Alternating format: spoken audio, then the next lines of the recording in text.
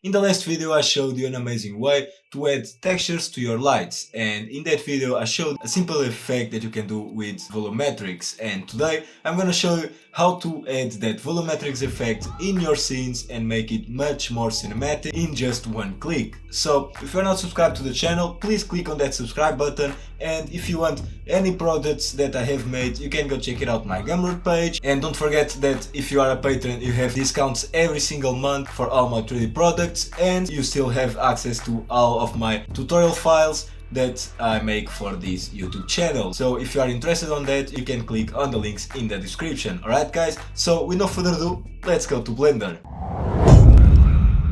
Alright guys, here we are in Blender, and I have created here two examples to show you two different effects that you can create with volumetric lights. So in these two examples I have created a simple environment, so please don't judge me. I know it doesn't look realistic, but I think it will work just perfectly for this kind of tutorial. Well, as I'm thinking about that, you can judge me, I don't really care. But for people that are interested on environments, what I created here is just a simple particle system with two different objects. In this case, these are four different objects. I have two objects on this grass collection and two objects on this tree collection, just to add a little bit of randomness to this environment.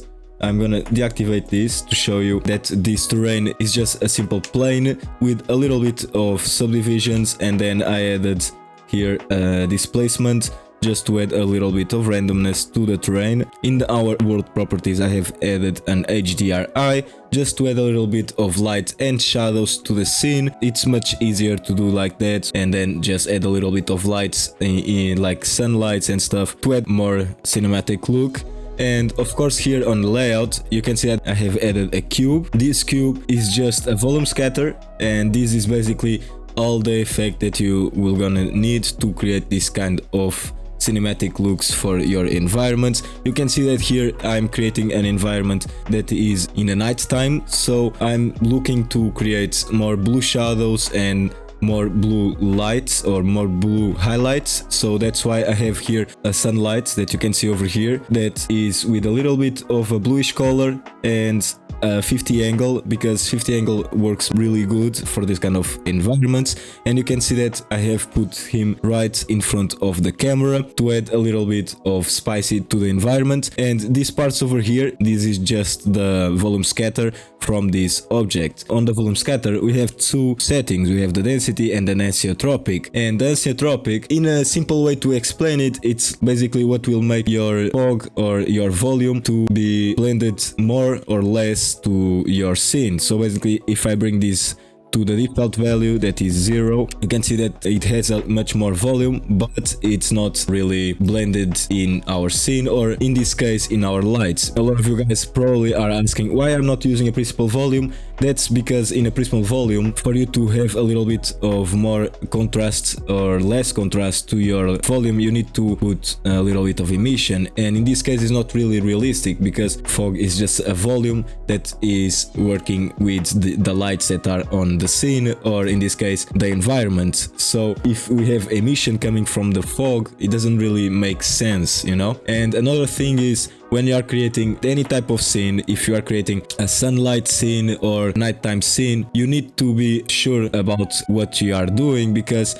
when you are creating volume, that has to match with the scene. And if I bring the density all up, it doesn't really make sense, or like that, it doesn't really make sense either in an environment like this one, because this environment is a forest and it's not really the look that I'm looking for. But if it is the look that you are looking for, you can put the anesiotropic a little bit down and have a more dense fog. I don't really want that. I just want a little bit of fog in my scene, so that's why I just bring the anesiotropic a little bit up, and that's why I'm not using a big density value. And for this effect I just added here a sunlight, and this sunlight is literally the only light that I have in my scene. The rest is just an HDRI that you can see that I have added right over here. And another thing that you should look for is, when you are creating nighttime environments, you should play with the strength of your world, because the strength of your world will make the effects much better. Because I can't really make a night sky with a strength of 1. it doesn't really make sense, but with 0.1 it makes much more sense, you know. And when you add your objects, it has a much better cinematic look to the environment. It just brings a little bit of sparkle to the environment, and a lot of the environments or environment projects, it's all about the detail, or every single 3D project, it's all about the details. So if you want to create more realistic projects, you should look for the detail that you are not seeing right now. That's why you should take breaks when you are creating projects, because sometimes you can't see what is not working for you, and then when you take a break and you come back, you can see it much clearer. Alright, for this tree and grass, I have added here a simple weight paint just to tell Blender where it should be the trees and the grass. I have two vertex groups over here.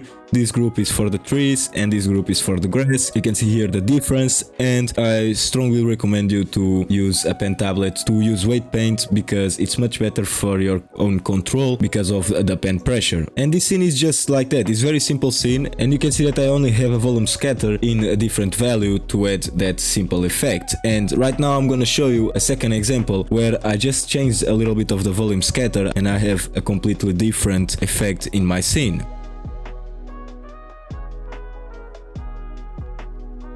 You can see that we have much more lights in the scene, and we have much different effect in the same environment. This is exactly the same environment with the same camera position, and you can see that it's just a lot different from the other one. First of all, I have created here some light rays, and these light rays, let me just deactivate here the particle systems. These light rays are just simple spotlights. If you don't know, when you are creating light rays, you should add a little bit of texture to that light rays to add a little bit of more detail to the shadows. And because when you are creating lights and you want more detail in that shadow that this light is casting, you should create an image texture. You can see over here that this image texture is exactly the same that I have created on the last video. So if you are interested on knowing how to create or how to add textures to your lights, click on the card on your top right and you're gonna be redirected to that video. This will just add a little bit of detail to the shadows, alright? And you can see that here is just an emission with 10 of strength in this spotlight, and all of the spotlights are equal. I have two spotlights on my foreground, and this is what you should do. You should separate from foreground lights and background lights, because the background lights are one of the most important, because they will make your scene look more realistic. Because if I only have here a light ray, it doesn't really make sense, because this literally just making the effect of a sunlight in the scene, and if it is a sunlight, you should have much more light into the scene. For that's why we created some background lights. These background lights will add more depth to your scene and will make it more realistic. I have here a spotlight on the foreground, but you can see, if I go over here to the object properties, you can see that these three lights over here, they have activated the ray visibility for the volume scatter, so they will be affected by the volume that we added to the scene. Instead of this spotlight, that I have deactivated this volume scatter because I don't want this spotlight to be created like a light ray. I just wanted to add a little bit of highlights to the scene, and you can see right over here, if I go to the layout, let me just activate again the particle systems. You can see that these lights over here, they are not like light rays like these ones over here, because this is just this spotlight that I have deactivated the volume scatter. Why? Because I only wanted to add a little bit of highlights to that left part of the environment, to add a little bit of cinematic look to the scene. So these light rays are exactly the same thing that I have created in the last example. I have just added here a cube, and I go over here to the object properties, and over here to viewport display I put this in wire, because if I put this in solid, I can't see the environment when I'm creating it, so that's why I changed this from solid to wire. Or bounds, you can put this on bounds, it has literally the same effects. Now that I can see my scene, I can select my fog and go to shading. Now we have some different values.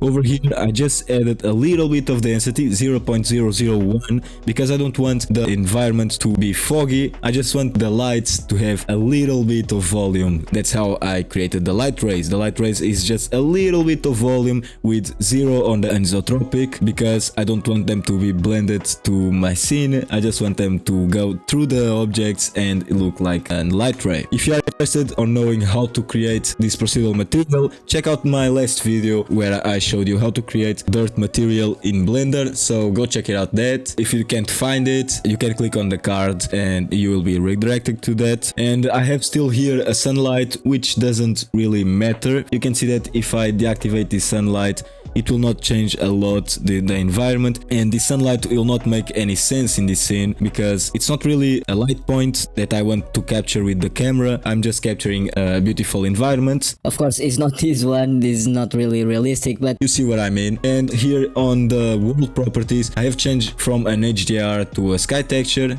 So you can see here on the world properties that I have changed a little bit of the values. In the last example I had the strength on 0.1, right now I have on 0.3 because I'm looking towards a sunset effect, that's why I have added a little bit of strength. Here I just changed a little bit the settings, and this I strongly recommend you to play around with the settings to reach the value that you want, because here I just added a little bit of air to add this orange look. Of course, if you want a more bluish look, you should bring the ozone a little bit up, and you see that we have here a much orange look. If I bring this down, you can see what I mean. This is just some settings that you should play around and you will reach the effect that you want. This is just a simple environment, and you can see that I have created a really good effect with just these simple lights. So it's not really difficult to do it. You just need to play around with the settings of your volume and to understand a little bit of what should be a background light and what should be a foreground light. Don't forget this tip for your own project, because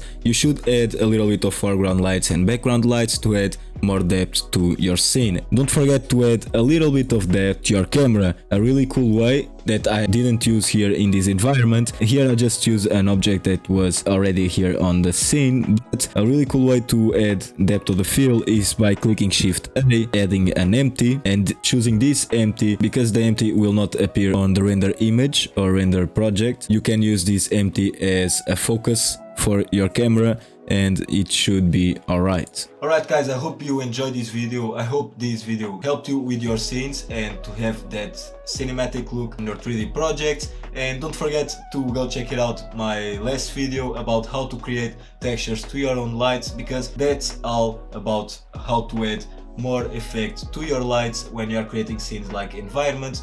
You want to have better shadows, so for that go check it out, that video. And if you want to know how to create fog that works in Eevee and in cycles, click on the card on the top right of your screen and you can go to that video. Alright guys, I hope you enjoyed this video and I hope this video helped you, and don't forget to subscribe to the channel. If you are interested of any of my products, or if you want to support this channel, you can go check it out my Patreon page, and if you want procedural materials you can go check it out my Gumroad page. But I strongly recommend you to become a Patreon to have a lot of amazing discounts. Every single month you have a completely different discount for the products, and they have unlimited access, so you can use that same discount to all of my products that I have on the Gumroad, and it will work just fine. Alright guys, so I hope you enjoyed this video and I see you in the next one. Bye!